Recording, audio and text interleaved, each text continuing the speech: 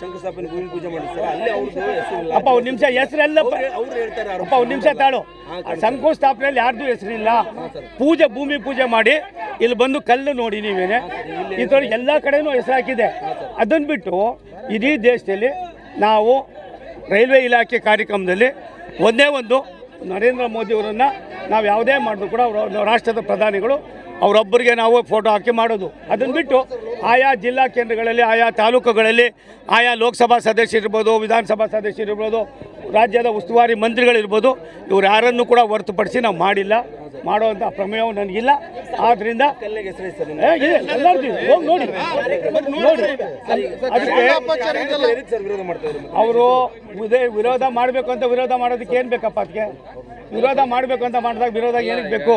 ನಾನು ಹೌದೌದು ಉದ್ಘಾಟನೆ ಶಂಕುಸ್ಥಾಪನೆ ಮಾಡಿದ್ದೀವಿ. ಅದು ಕೆಲಸ ಪ್ರಾರಂಭವಾಯ್ತದೆ. ನಾನೇ 3 ತಿಂಗಳಿಗೊಂದು ಸಾರಿ ಬಂದು ಇದನ್ನು ಸೂಪರ್ವೈಸನ್ನು ಮಾಡ್ತೀನಿ.